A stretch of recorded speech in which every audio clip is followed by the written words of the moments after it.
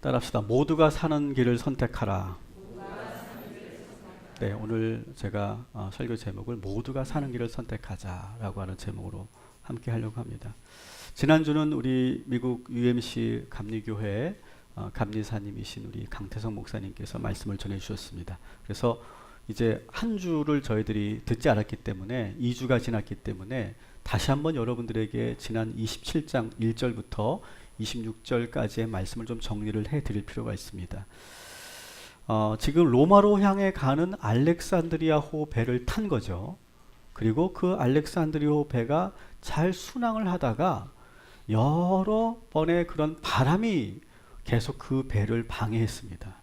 그래서 그 바람 때문에 예정대로 로마로 가지 못하고 그레데 섬에 정박하게 됩니다. 그런데 그때 갑자기 또 유라굴로라고 하는 바람이 세차게 불어서 그 배가 계속 그레데 섬으로부터 떠밀려서 표류하기 시작되는 그런 이야기가 2주 전에 있었던 이야기죠. 그래서 너무 힘든 그런 풍랑을 만나서 너무 힘든 시간들을 보내고 있습니다. 그래서 배에 실었던 모든 물자와 장비를 다 버리고 배는 군데군데 파손이 이루어지고, 그래서 표류하는 가운데 이 배 안에 있는 사람들은 공포와 두려움 속에 떨고 있죠. 그때 조용히 있었던 사도 바울이 등장해서 배 안에 있는 사람들의 마음을 진정시키고 부정적인 생각을 긍정적인 생각으로 바꿔주려고 노력을 합니다. 무엇보다도 하나님의 음성을 모든 사람들에게 전하면서 이제 새로운 섬에 우리가 곧 도착하게 될 것이다, 이렇게 희망의 그런 메시지를 전하는 것까지가 바로 26절까지의 말씀이었죠. 지도자가 얼마나 중요한 것인가, 우리가 그것을 알게 되는 대목이죠. 지도자 한 사람 때문에 지금 배의 분위기가 공포와 두려움에서 지금 희망과 그리고 믿음의 분위기로 바꾸어 놓았어요. 그만큼 지도자가 중요하다는 것을 우리는 지난 2주 전에 듣게 되었습니다. 자, 이제는 우리가 27절부터 그 과정을 우리가 함께 보겠는데, 먼저 27절 말씀을 다시 한번 읽어보도록 하겠습니다. 열 나흘째 되는 날 밤에 우리가 아드리아 바다에서 이리저리 쫓겨나가다가 자정쯤 되어 사공들이 어느 육지에 가까워지는 줄을 짐작하고. 아멘. 자, 지도를 보시면 이 알렉산드리호 배가 지금 아드리아 바다에 표류하고 있다, 이렇게 27절에 나와 있죠. 아드리아 바다는 여러분 지도에서 보시는 것처럼 시칠리아 섬과 그레데 섬 사이에 있는 바다를 그 당시 사람들은 아드리아 바다 이렇게 불렀습니다. 그 사이에서 지금 계속해서 표류하고 있는, 바람에 떠밀려서 표류하고 있는 그런 장면이 바로 오늘 우리가 27절을 읽은 제목입니다. 그런데 26절에 사도 바울이 곧 섬에 도착할 것이다, 이렇게 희망의 메시지를 전했는데 아니나 다를까 14일이 지난 후에 계속해서 선원들이 수심을 재고 있거든요. 긴 장대를 가지고 지금 이 수심이 어느 정도 되는지를 계속 재고 있는데 점점점 육지와 가까워지고 있는 것을 느껴요. 계속 재니까 15길이 되는, 이제 얼마 이제 육지가 남지 않았다는 것을 이제 보여주는 그런 징조들이 보이기 시작합니다. 그런데 육지에 가까이 가면 갈수록 이제는 문제가 다 해결됐다고 생각했는데 또 다시 문제가 생긴다는 것이 오늘 우리가 눈여겨봐야 될 대목이에요. 바다에 있어도 문제, 육지에 들어와도 문제, 계속 문제죠. 지난번에는 여러분 스르두스라고 하는 모래톱이 상당히 이 알렉산드리아호를 괴롭혔는데, 이번에는 뭐가 기다리고 있어요? 암초가 기다리고 있어요. 근데 지금 이 배가 육지로 들어오는 그 지점이 그 시간대로 보면 자정쯤이었어요. 아주 깊은 밤중이었어요. 깊은 밤중에 저런 암초를 볼 수가 없고 육안으로 확인할 수가 없으니까 잘못 배를 운행하다가 부딪히면 또 배가 파손될 수 있기 때문에 선장은 선원들에게 시켜서 어떻게 하냐면 배의 고물에다가 닻을 4개를 내려라, 이렇게 명령을 지시를 합니다. 고물이 뭘까요? 고물. 배의 뒷부분을 말합니다. 배의 뒷부분. 그러면 앞부분은 뭘까요? 좀 이따 나올 텐데 이물이라고 말합니다. 몰라도 되는 문제예요. 어쨌든 성경에 나와 있으니까 고물에다가 지금 닻을 4개를 내려서 배가 움직이지 않도록 고정시켜 놓은 거예요. 그래서 날이 새서 이제 환이 밝아지면 이제 육안으로 암초들을 확인할 수 있으니까 배를 잘 육지에 정박할 수 있으니까 그렇게 기다리고 있자 이렇게 한 거예요. 그런데 또 문제가 생겨요. 이번에는 자연의 문제가 아니라 사람의 문제가 생겨요. 30절 말씀을 한번 우리 같이 읽어보겠습니다. 시작. 사공들이 도망하고자 하여 이물에서 닻을 내리는 채 하고 거룻배를 바다에 내려놓거늘. 아멘. 자, 아까 고물에다가 닷을 4개를 내리고 그리고 앞부분 이물에다가 닷을 내려야 이제 배가 완전히 고정되니까. 그런데 문제는 이물에다가 닷을 내리는 척하면서 뭘 했다고요? 거룻배를 바다에 살짝 내려놔요. 줄만 살짝 느슨하게 묶어놓고 거룻배를 내려놔요. 그 이유는 뭐냐면 선원들이 육지에 도착하자마자 가장 먼저 이 거룻배 구명보트를 타고 도망가려고 그렇게 해놓은 거예요. 그러니까 선원들이니까 육지에 가장 먼저 닿았다는 것을 가장 먼저 알겠죠. 그러니까 자기들끼리 모의를 해가지고 우리가 거룻배를 미리 살짝 내려놓는 거예요. 닻을 내리는 것처럼 그렇게 속여놓고 그리고 육지에 도달하면 먼저 도망가겠다라고 하는 거예요. 문제가 끊어지지 않죠? 바다에 있어도 문제, 육지에 들어와도 문제, 이번에는 또 배 내부에서 문제가 생겨요. 이 선원들이 왜 그랬을까? 한번 선원들의 입장에서 생각해 보면 지금 몇 날 며칠을 지금 풍랑과 싸웠기 때문에 대부분의 그런 승객들은 사실은 뭐 두려워는 했지만 사실 뭘 어떻게 할 수 있는 게 아니니까 모든 배의 모든 문제들 다 선원들이 계속 해왔기 때문에 아마 지칠 대로 지쳤을 거예요. 그리고 이제 육지에 도달했는데 생각해 보니까 이 거룻배를 또 통해서 이 배에 있는 승객이 지금 276명이라고 이 본문에 남아 있는데 276명을 다 실어서 이제 육지로 보내야 되거든요. 근데 여러분 거룻배 하나에 한 10명 정도 탄다고 생각해 보세요. 그러면 276명이 이제 거룻배를 타고 육지로 계속 실어 나르려면 지금 몇 번을 왔다 갔다 해야 됩니까? 또 여러 물자들도 있으니까 아마 수십 번은 이 선원들이 애써야 되는 그런 상황이 된 거예요. 그러니까 갑자기 이 선원들이 야 이거 이러다가 우리가 죽겠다. 우리가 난 더 이상 이렇게 배를 위해서 승객들을 위해서 내가 할 그런 자신이 없으니까 우리는 모르겠으니까 우리끼리 그냥 먼저 도망가 버리자. 그렇게 지금 모의를 한 거라는 거죠. 여러분 우리가 어떤 위기의 상황이 되면 사실은 우리가 그때 내가 맡고 있는 그런 책임, 역할 그것을 다 버려두고 도망치고 싶을 때가 많이 있잖아요. 이기적인 마음을 내가 갖게 될 때가 많이 있잖아요.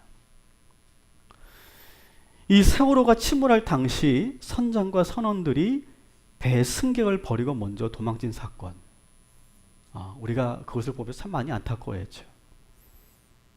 그 선장이 도망치는 그 장면을 우리가 사진으로 몇 번을 보면서 야 어쩌면 저럴 수 있을까?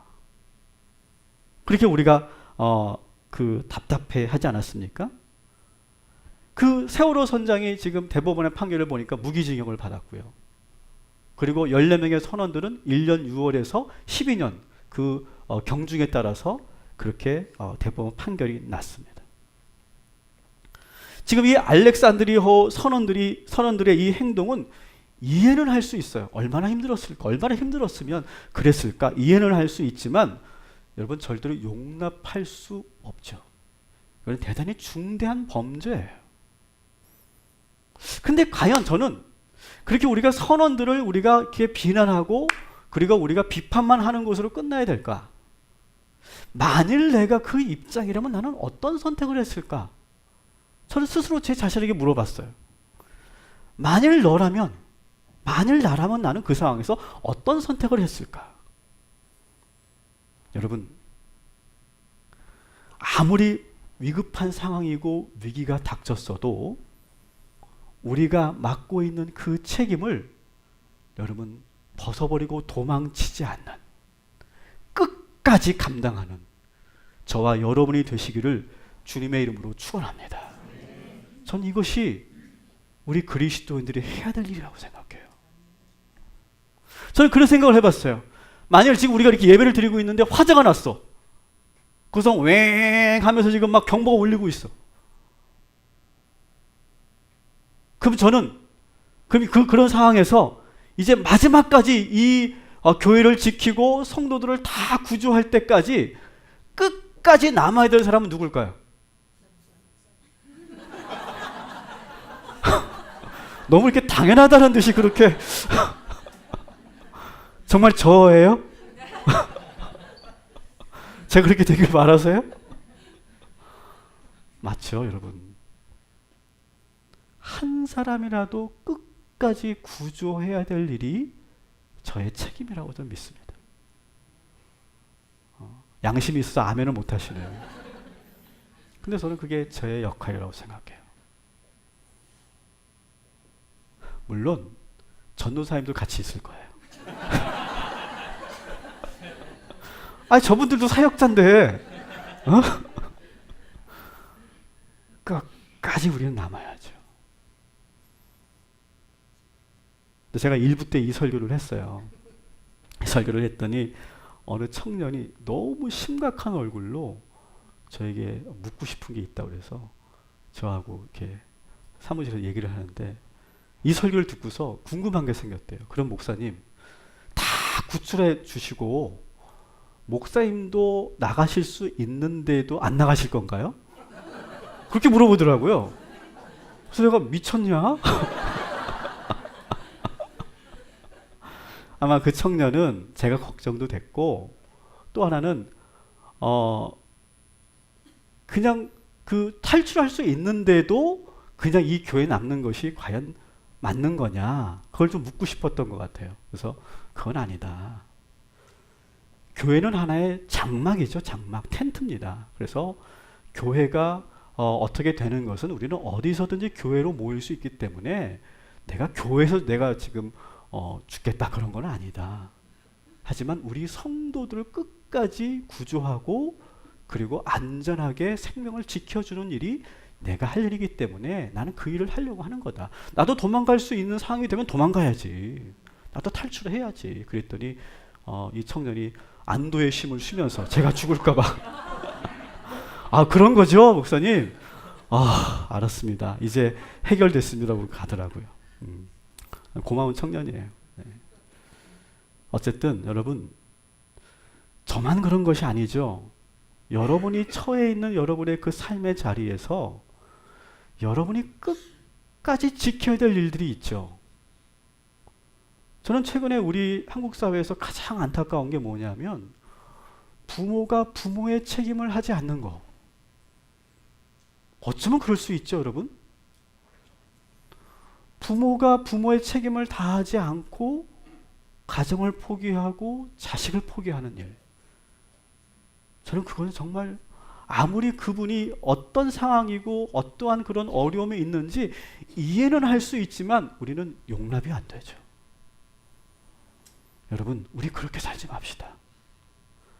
비록 내가 희생당하고 내가 죽는 한이 있어도 여러분의 삶의 자리에서 끝까지 지켜야 될 것들을 지켜내는 저와 여러분이 되기를 주님의 이름으로 축원합니다. 그래서 다시 말씀드리는데 먼저 다 가세요. 네, 다 가십시오. 네, 저는 혼자 끝까지 남겠습니다.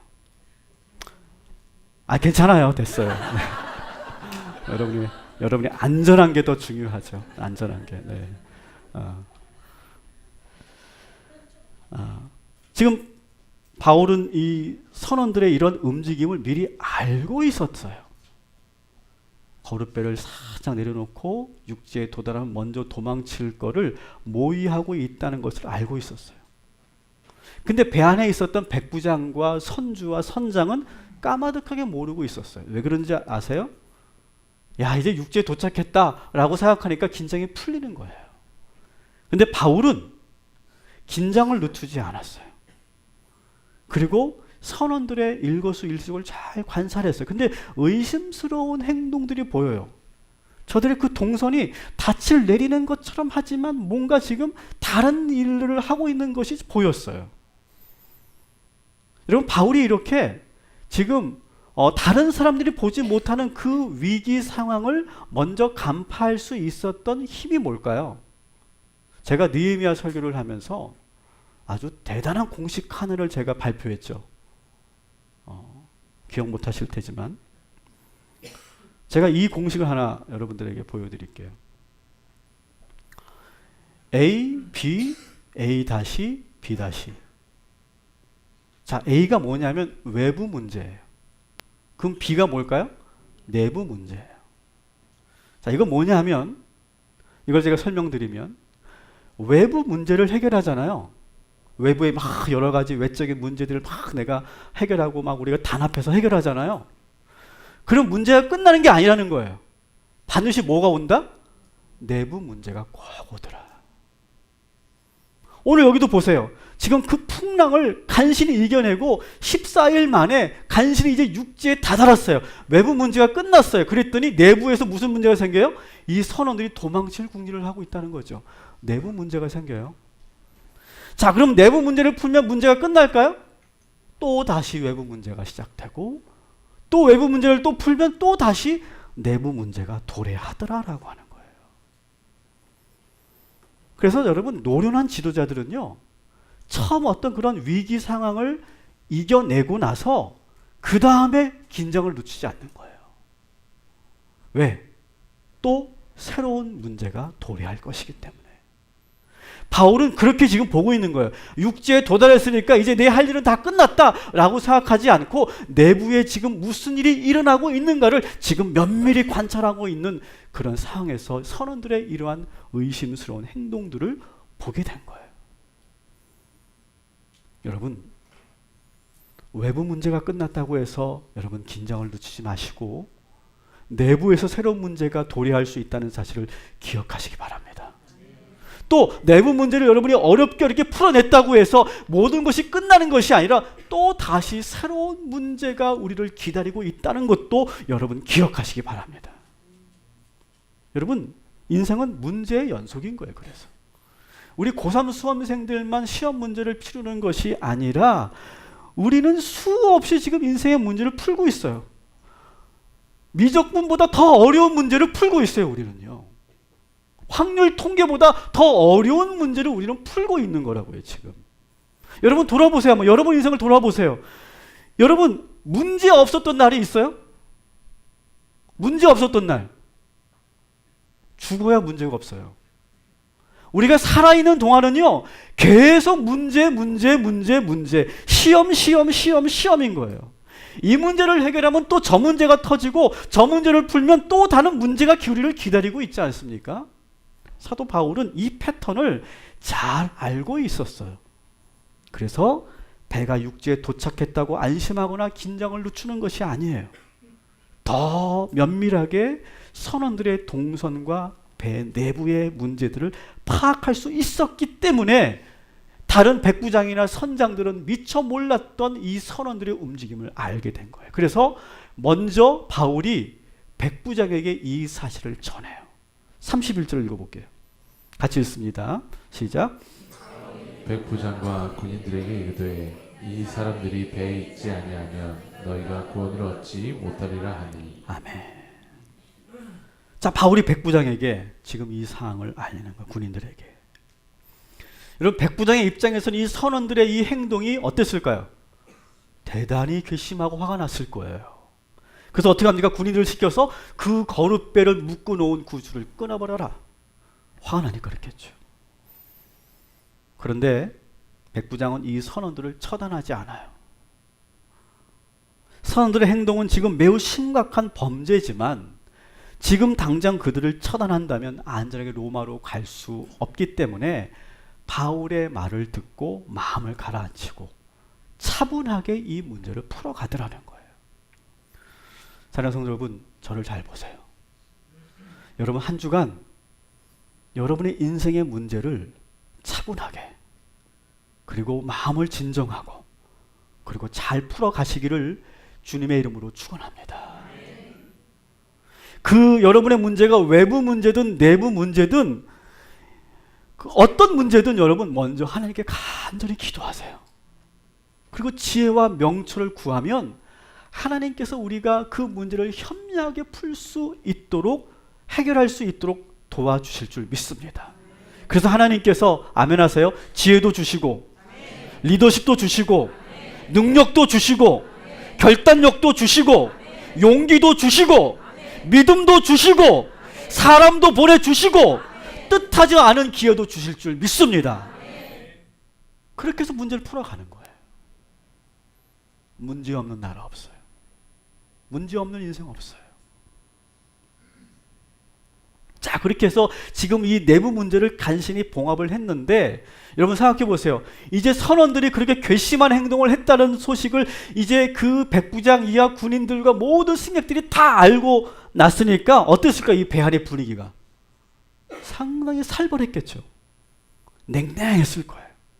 지금 바울 때문에 내가 지금 처단은 못했지만 배에서 내리기만 해봐. 내 저놈들 내가 가만두나. 그렇게 지금 벼르고 있는 군인들도 있었을 거예요. 그리고 이 들통이 난 이 선원들은 아마 두려움에 떨면서 눈치를 보고 있었을 거예요. 그러니까 아주 분위기가 싸했겠죠. 서로가 이제 믿지 못하는 상황이 돼버린 거 아니겠어요? 근데 이때 바울이 또 한 번 아주 기가 막힌 문제 해결법을 우리들에게 보여줍니다. 33절부터 37절까지 우리 한번 같이 읽겠습니다. 시작. 날이 새어가매 바울이 여러 사람에게 음식을 먹기를 권하여 이르되 너희가 기다리고 기다리며 먹지 못하고 줄인 지가 오늘까지 열나흘인즉 음식 먹기를 권하노니 이것이 너희의 구원을 위하는 것이요 너희 중 머리카락 하나도 잃을 자가 없으리라 하고 떡을 가져다가 모든 사람 앞에서 하나님께 축사하고 떼어 먹기를 시작하며 그들도 다 안심하고 받아 먹으니 배에 있는 우리의 수는 전부 276명이더라. 아멘. 저는 참 이 대목이 참 감동적이지 않습니까? 지금 바울이요, 분위기가 너무 안 좋잖아요. 지금 배 안에. 그랬더니 바울이 새벽에 모두가 잠든 사이에 아침을 손수 준비하는 거예요. 아침을 손수 준비하고 아침에 되어서 모두가 다 일어났을 때 배 안에 있는 사람들에게 정성껏 그 아침을 해 먹이는 거예요. 마치 예수님께서 디베랴 강가에서 밤새워 고기를 잡았던 온 몸이 그냥 그 물에 지금 빠진 생쥐처럼 하고 있는 배고프고 허기진 그 제자들에게 아침을 준비해 주신 것처럼 지금 절망과 두려움과 미움과 원망으로 가득한 이 사람들에게 정성껏 아침을 준비해 놓은 거예요. 그리고 오늘 이 대목을 읽어보시면 마치 이 아침 식사가 뭐같이 보입니까? 성만찬 하는 것처럼 보이죠. 성만찬 하는 것처럼. 그래서 그 떡을 들고서 뭐라고 합니까? 이 떡은 구원의 떡이다. 그리고 이 떡은 너희들이 먹으면 하나님께서 한 사람도 머리털 하나도 상하지 않게 하실 것이다. 그렇게 위로를 해요. 그리고 그 떡을 높이 들고 하나님께 축사하고 그 떡을 떼어서 직접 그 276명의 사람들에게 하나하나 다 나눠주고 있는 장면이에요. 얼마나 감동적입니까? 그랬더니 그 떡을 받은 사람들이 오늘 말씀에 보니까 어떻게 되어 있어요? 안심하고 그 떡을 받아 먹더라. 안심하고. 지금 여기 있는 사람들은 단순히 떡을 먹은 것이 아니라 지금 하나님이 내려주신 영의 양식, 사도 바울의 그 사랑과 섬김의 그 떡을 먹는 거죠. 그랬더니 한 자리에 모여서 떡을 떼며 음식을 나누어 먹자 어제 있었던 불편한 마음이 다 눈 녹듯이 사라지는 거예요. 여러분, 저는 오늘 이런 축복을 하기를 원합니다. 여러분, 오늘 저희 교회에서 다 식사하고 가세요. 다. 한 분도 빠짐없이. 만약 식사를 안 하고 가시면 그 엘리베이터가 15분 걸릴 줄 믿습니다. 먹는 게 왜 중요한지 아세요? 하나가 되게 하기 때문에 그래요. 한 마음 되게 하기 때문에 그래요. 이 냉랭했던 이 사람들이 그 아침밥을 먹으면서 마음이 녹아진 거예요. 그리고 다시 기력을 회복해요. 그리고 모두가 다시 하나가 되도록 그렇게 결속력이 생겨요. 여러분, 바울의 리더십이 얼마나 기가 막힙니까? 여러분, 지도자는요, 분리하고 쪼개는 사람이 아니라 하나로 만들고 통합하고 중지하는 사람들임을 여러분 기억하시기 바랍니다. 그래서 여러분이 처해 있는 그 자리에서 그렇게 하나가 되게 하고 통합하게 하고 중지하고 그리고 연합시키는 그런 일들을 감당하는 이번 한 주간 되시기를 주님의 이름으로 축원합니다. 자, 이렇게 해서 지금 다시 이 배 안의 분위기가 훈훈해졌어요.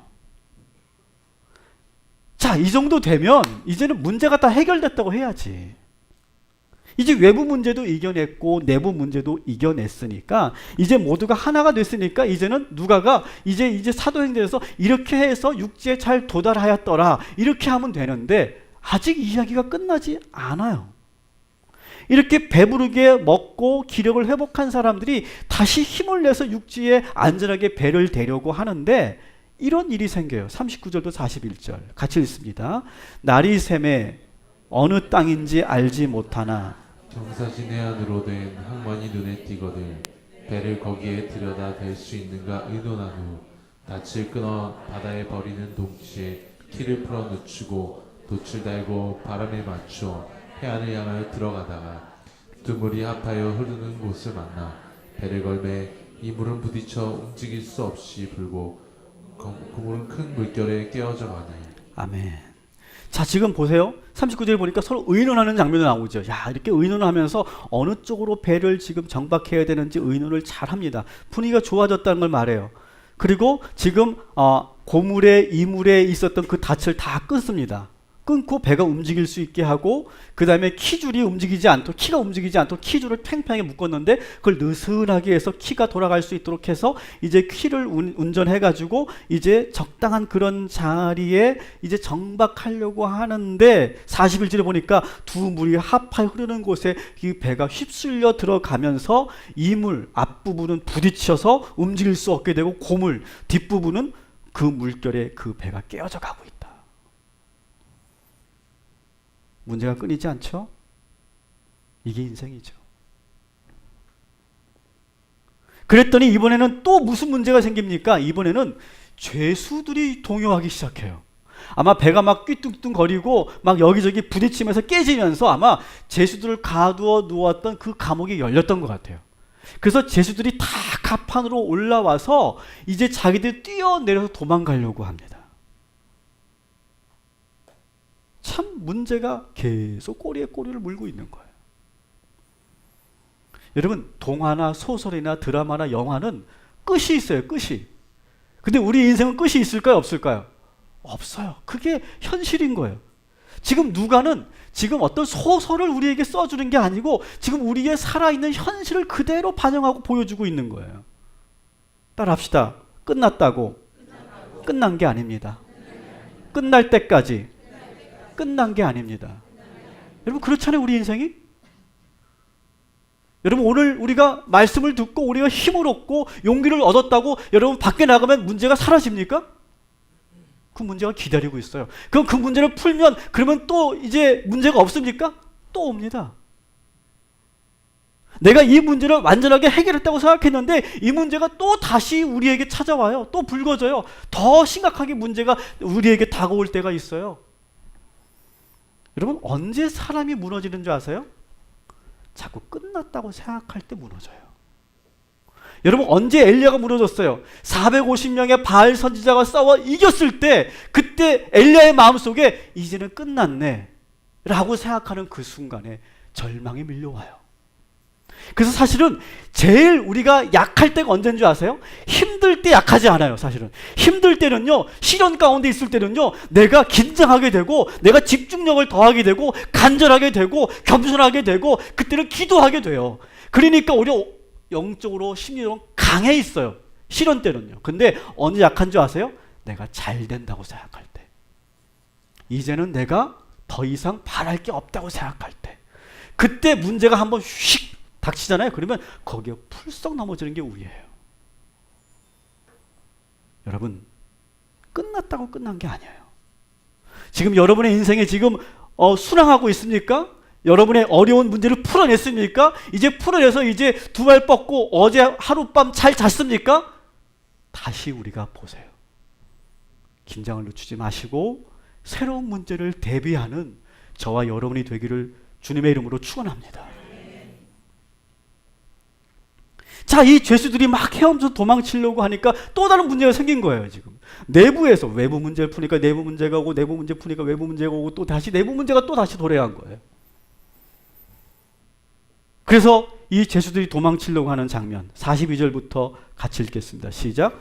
군인들은 죄수가 헤엄쳐서 도망할까 하여 그들을 죽이는 것이 좋다 하였으나 백부장이 바울을 구원하려 하여 그들의 뜻을 막고 헤엄칠 줄 아는 사람들을 명하여 물에 뛰어내려 먼저 육지에 나가게 하고 그 남은 사람들은 널조각 혹은 배 물건에 의지하여 나가게 하니 마침내 사람들이 다 상륙하여 구조되니라. 아멘. 자, 보세요. 지금 군인들이 이 죄수들을 놓치면 자기의 직무를 유기하는 거니까 죄수들이 도망치는 것을 막기 위해서 아예 배 위에서 다 죽이자, 이렇게 백부장에게 제안을 합니다.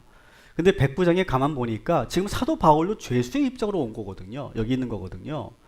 그렇기 때문에 어떤 군인이 자칫 잘못해서 바울도 죽일 수 있기 때문에 백부장이 그것을 지켜주는 거예요. 그리고 지금 배 안에 있는 사람을 죽이고 살리는 게 중요한 게 아니라 일단은 이 배 안에 있는 사람이 모두 지금 육지로 안전하게 나가는 것이 중요하다고 판단했기 때문에 헤엄칠 수 있는 사람들은 먼저 뛰어내려서 헤엄쳐서 육지로 들어가고, 헤엄 못 치는 사람들은 배 안에 있는 널조각이나 배의 물건을 의지해서 육지에 안전하게 들어갈 수 있도록 하는 것을 지시해요.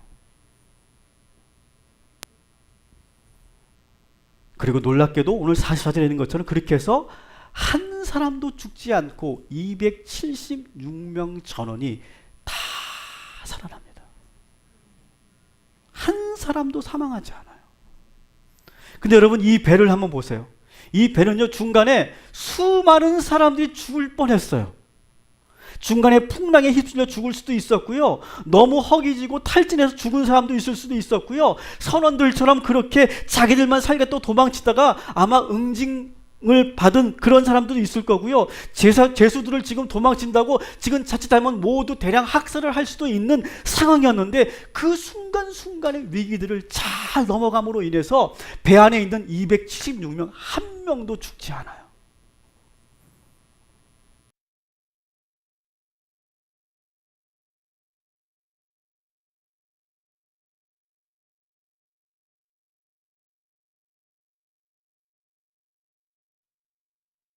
타고 있는 거예요. 동탄 꿈의 호를 타고 있는 거예요. 저는 오늘 이 말씀을 묵상하면서 또 제가 항상 추구하는 리더십이 바로 그거예요. 모두가 잘 다 사는 길을 선택하자. 모두가 살아야 된다. 어느 한 사람이 희생당하는 그런 교회가 되지 말아야 된다. 한 영혼도 빠짐없이 다 구원으로 인도하는 그런 배가 되는 것. 그것이 우리 동탄 꿈의 교회 혼줄 믿으시기 바랍니다. 제 리더십은 그거예요. 저는 여러분의 가정도 마찬가지고, 여러분의 일터도 마찬가지고, 여러분의 회사도 마찬가지고, 여러분이 맡고 있는 모든 공동체도 다 똑같이 이렇게 우리가 판단해야 될 줄 믿습니다. 우리가 판단할 때 보면 우리가 잘라내려고 할 때가 있어요. 그리고 어딘가를 죽여야 우리가 산다고 생각할 때가 있어요. 그러나 그렇지 않다. 모두가 살아야 사는 거예요. 여러분, 우리나라 대한민국도 모두가 사는 나라가 되어야 될 줄 믿습니다. 우리 사회가 지금 그렇게 되어 있지 않아요. 소수만 잘 사는 사회가 되어 있는데 모두를 포용하는 사회가 되어야 될 줄 믿습니다. 여러분들도 중요한 그런 선택의 기로에 놓여 있을 때 모두가 사는 길이 무엇일까? 그렇게 질문하시고 하나님께 기도하시면 하나님께서 우리들에게 지혜를 주실 줄 믿습니다. 말씀을 정리합니다. 여러분, 어차피 우리 인생은요, 문제의 연속이에요. 문제 없는 삶 꿈꾸지도 마세요. 시험 없는 세상, 우리 고3들은 그런 세상을 꿈꾸지만 그런 세상은 존재하지 않아요. 고3 애들한테 얘기하면 안 돼요. 우리끼리만 얘기하는 거예요. 수능 끝났다고 대학 갔다고 시험이 끝나지 않지 않습니까? 이 알렉산드리아호는 계속 밀어닥치는 험한 시험 물 속에서 헤매고 있지 않습니까? 끝났다고 끝난 게 아니야. 끝날 때까지 끝난 게 아니에요. 그럴 때 여러분 사도 바울처럼 피하지 마시고 그 시험을 예측하시고 적극적으로 그것을 풀어가시기를 주님의 이름으로 축원합니다. 그리고 여러분이 지금 맡고 있는 일에 명예를 지키시기 바랍니다. 여러분이 아무리 힘들고 어려워도 나만 살겠다고 도망치지 맙시다. 우리. 저는 교회를 지킬 때니 여러분은 여러분의 삶의 자리를 지키시기 바랍니다. 여러분의 명예를 지키세요. 그리고 아무리 화가 나도 평정심 잃지 말고 그 마음을 잘 여러분이 만드셔서 극단적인 생각하지 마시고 아무리 화가 나고 용서할 수 없어도 한 번 더 기도하시고 한 번 깊게 한 번 숨을 하고 들여 마시고 그리고 한 번 더 생각하시기 바랍니다. 그러면 감정대로 하는 것보다 하나님의 지혜대로 할 때 더 좋은 일들이 더 좋은 기회가 우리에게 오게 될 줄 믿습니다. 따라합시다. 우리는 한 배를 타고 있습니다. 여러분 우리는 모두 다 잘 살아야 될 줄 믿습니다. 저는 오늘 이 예배를 드리는 이 꿈의 호에서 여러분 예배를 드리는 우리 모든 성도들이 한 분도 빠짐없이 하나님의 은혜를 받고 돌아가시기를 주님의 이름으로 축원합니다. 사도 바울처럼 여러분이 타고 있고 여러분이 지금 리드하고 있는 그 배를 끝까지 지켜서 모두를 살게 하는 저와 여러분이 되시기를 주님의 이름으로 축원합니다.